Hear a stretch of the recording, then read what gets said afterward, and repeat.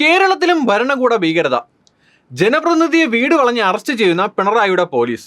അപ്പോൾ എന്തെല്ലാം ഒരു പുകിലാണല്ലോ. പിന്നെ ഒരു പ്രകോപനവുമില്ലാതെ ഒരു സർക്കാർ ഓഫീസ് ഗുണ്ടകളുമായി വന്ന് അടിച്ചു തകർക്കുക, കല്ലെറിയുക, ഫയലുകൾ നശിപ്പിക്കുക എന്നിങ്ങനെയുള്ള സൽക്കർമ്മങ്ങൾ കാണിച്ചാൽ ഒരാളെ അറസ്റ്റ് ചെയ്യാൻ പാടില്ലെന്നാണോ? എന്നാൽ പിന്നെ അയാളെ പിടിച്ച് ഉമ്മ കൊടുക്കാൻ പോലീസ്. അതാണല്ലോ പോലീസിന്റെ പണി. മനുഷ്യരും വന്യമൃഗങ്ങളും തമ്മിലുള്ള സംഘർഷത്തിന് പതിറ്റാണ്ടുകളുടെ പഴക്കമുണ്ട്.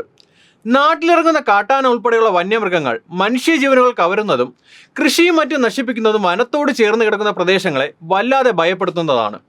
ഇത് ഏറിയും കുറഞ്ഞു വരുന്നതും നാം കാണാറുണ്ട്. അതിർത്തികളിൽ കമ്പിവേലി, ആനമതിൽ തുടങ്ങിയവയാണ് ഇതിനുള്ള പോംവഴി.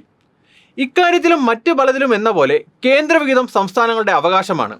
എന്നാൽ കേരളം സമർപ്പിച്ച ഒരു പദ്ധതി പോലും അംഗീകരിക്കാൻ കേന്ദ്രം തയ്യാറാകുന്നില്ല.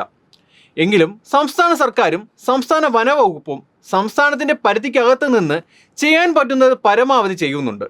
എങ്കിലും ഒറ്റപ്പെട്ട സംഭവങ്ങൾ ആവർത്തിക്കുന്നുമുണ്ട്.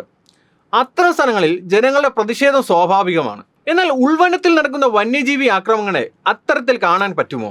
ഉൾവനത്തിലായാലും മനുഷ്യജീവൻ പൊലിയുന്നത് ദുഃഖകരമാണെങ്കിലും അത്തരം സംഭവങ്ങൾക്ക് ഒരു ഭരണ സംവിധാനത്തെയോ വനവകുപ്പിനെയോ മറ്റെന്തിനെങ്കിലുമോ പഴിക്കാൻ കഴിയില്ല. തീർത്തും ദുഃഖകരമായ ഒരു പ്രകൃതി ദുരന്തം പോലെയാണതും. അത്തരത്തിലൊന്നാണ് കരുളായി ഉൾവനത്തിൽ ആദിവാസി യുവാവ് പൂച്ചപ്പാറ മണിയെ കാട്ടാന ആക്രമിച്ചത്. തലയ്ക്ക് സാരമായ പരിക്കേറ്റ മണിയെ വനംവകുപ്പ് ഉദ്യോഗസ്ഥർ സാഹസികമായി നിലമ്പൂർ ആശുപത്രിയിൽ പ്രവേശിച്ചുവെങ്കിലും രക്ഷപ്പെടുത്താനായില്ല. ഈ സംഭവത്തെ രാഷ്ട്രീയ മുതലെടുപ്പിന് ശ്രമിച്ചാലോ? അതാണ് നിലമ്പൂരിൽ കണ്ടത്. ജൂനിയർ ആർട്ടിസ്റ്റുകൾക്ക് കാശ് കൊടുത്ത് ശക്തി പ്രകടനം നടത്തിയ ശേഷം നിലമ്പൂർ MLA നടത്തിയ മറ്റൊരു പൊളിഞ്ഞ നാടകമായിരുന്നു ഇന്നലെ അരങ്ങേറിയത്. പ്രാബല്യത്തിൽ വരാത്ത വനം ഭേദഗതി നിയമം പിൻവലിക്കണമെന്നാവശ്യപ്പെട്ട് നടത്തിയ യാത്ര തുടങ്ങും മുമ്പ് തന്നെ ഇഷ്ട ചാനലായ മരമുറി ചാനൽ വഴി താൻ UDF-ൽ പോവുകയാണെന്നും ജാഥ ഉദ്ഘാടനം ചെയ്യുന്നത് കോൺഗ്രസ് നേതാക്കളാണെന്നും പ്രചരിപ്പിച്ചു. പക്ഷേ കോൺഗ്രസും കൈയൊഴിഞ്ഞു. ആർക്കും വേണ്ടാത്ത എടുക്കാച്ചരക്ക് വിറ്റഴിക്കാൻ ശ്രമിക്കുന്ന കച്ചവടമൊളിഞ്ഞ വ്യാപാരിയെ പോലെ അലഞ്ഞു തിരിഞ്ഞ് നടക്കുന്ന അങ്ങേരെ സ്വീകരിക്കുന്നത് വെളിയിൽ കിടക്കുന്ന പാമ്പിനെടുത്ത് തോളിലിടുന്നത് പോലെ ആവും എന്ന് അവരും കരുതിയിരിക്കണം. ഏതായാലും അതും കൂടി പൊളിഞ്ഞതോടെ ഇക്ക പരവശനായി. എങ്ങനെയെങ്കിലും ജനശ്രദ്ധ നേടിയെടുക്കണം, അതാണ് ലക്ഷ്യം. അപ്പോഴാണ് വീണ് കിട്ടിയ പോലെ മണിയുടെ മരണം വെച്ച് കളിച്ചത്. ഒരാളും തിരിഞ്ഞു നോക്കാത്ത മൂപ്പരുടെ ജനകീയ യാത്ര നിർത്തിവെക്കാൻ ഒരു കാരണവും വേണം. അങ്ങനെയാണ് മണിയുടെ മരണത്തിന്റെ പേരിൽ DFO ഓഫീസ് അടിച്ചു തകർത്തത്. മണി മരിച്ചത് സൗത്ത് ഫോറസ്റ്റ് ഡിവിഷൻ ഓഫീസ് പരിധിയിൽ. എന്നാൽ അൻവറും ഗുണ്ടകളും ആക്രമിച്ച് തകർത്തത് നോർത്ത് ഡിവിഷൻ ഓഫീസ്. അതും അവധി ദിവസമായതിനാൽ അടച്ചുപൂട്ടിയ ഓഫീസ് വാതിൽ അടിച്ചു തകർത്ത് അകത്ത് കടന്നു. സ്വാഭാവികമായും കേസ് വരും. പൊതുമുതൽ നശിപ്പിക്കുന്നതിന് ജാമ്യമില്ലാ വകുപ്പ് ചേർക്കും.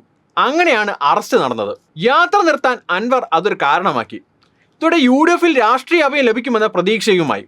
അങ്ങനെയെങ്കിലും ആളെ കൂട്ടുക എന്ന ലക്ഷ്യം മാത്രമാണ് കോൺഗ്രസിനും ലീഗിനും. പ്രതിപക്ഷ നേതാവ് VD സതീശനെതിരെ ഉൾപ്പെടെ ഏറ്റവും അവസാനം വരെ അൻവർ ഉന്നയിച്ച കോടികളുടെ അഴിമതി ആരോപണം നിലനിൽക്കുന്നുണ്ട്. അതുകൊണ്ട് തന്നെ സതീശൻ കട്ട കലിപ്പിലാണ്. എങ്കിലും ഗതികെട്ട അൻവറിന് പിന്തുണ പ്രഖ്യാപിച്ചു. അതേസമയം അൻവറിനെ UDF-ൽ എടുക്കാൻ ഒരു ചർച്ചയും നടത്തിയിട്ടില്ല എന്നാണ് സതീശൻ ആവർത്തിച്ചത്. കുഞ്ഞാലിക്കുട്ടി പറഞ്ഞത് അനൗപചാരിക ചർച്ച നടത്തി എന്നാണ്. K സുധാകരനും ചെന്നിത്തലയുമെല്ലാം അതിനൊപ്പമാണ്. അങ്ങനെ ഇതും സതീശനെ വെട്ടാൻ K സുധാകരനും ചെന്നിത്തലയും കുഞ്ഞാലിക്കുട്ടിയുമെല്ലാം ആയുധമാക്കുകയാണ്. ഏതായാലും ഈ ജൂനിയർ മാൻഡ്രാക്കിനെ സ്വീകരിക്കുന്നവരുടെ അവസ്ഥ എന്താവുമെന്ന് വരും ദിവസങ്ങളിൽ കാണാം.